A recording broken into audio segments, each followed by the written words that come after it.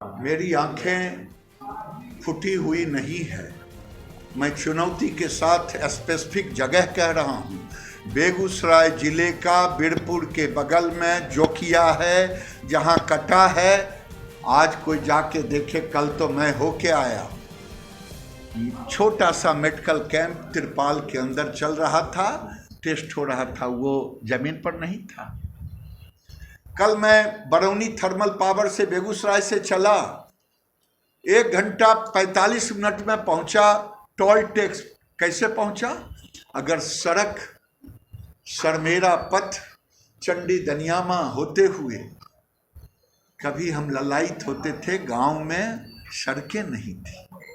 हम ललायित होते थे कि राशन तेल कैसे पहुंचाएंगे। आज प्रधानमंत्री घर घर बिजली पहुंच गई। ये क्या है? ये सब आंकड़े हैं।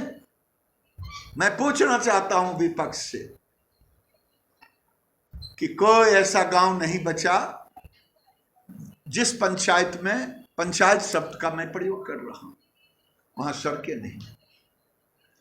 जो हमारे गरीब भाई थे, उनको किरासन तेल ललायित रोशनी जलाने के लिए आज सौभाग्य योजना की ओर से घर घर बिजली है। ये सब आंकड़े हैं। आंकड़े कह करके गरीबों के दिल से मोदी को नहीं निकाल सकते। देखिए, बेगूसराय ऐसे तो बिहार का सौभाग्य और दुर्भाग्य दोनों जुड़ा हुआ है। आधी आबादी सुखाड़ से तो आधी आबादी बाढ़ से। और मैं जिस जिले से प्रतिनिधि हूँ, बेगूसराय, एक तरफ गंगा, दूसरे तरफ गंडक, तीसरे तरफ बलान, तो चारों तरफ से घिरा हुआ है।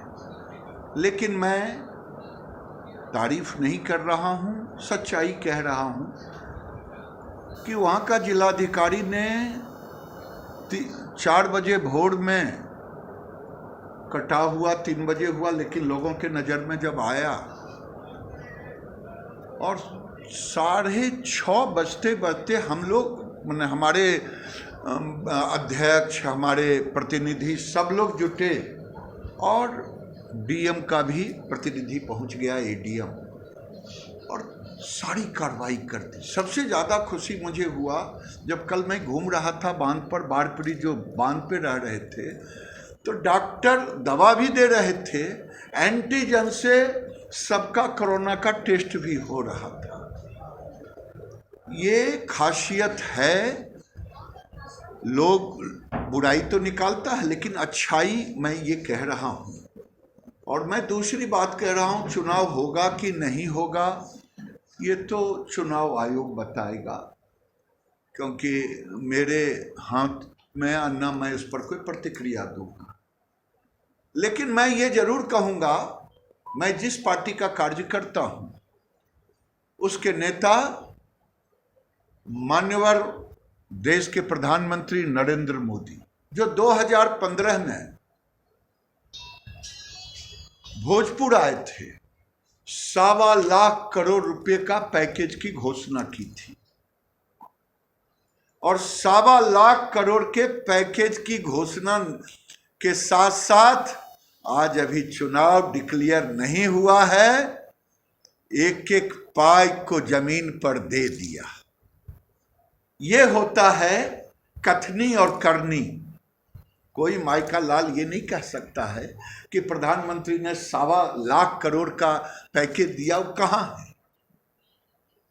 वो कर दिया। और उससे भी बड़ी बात है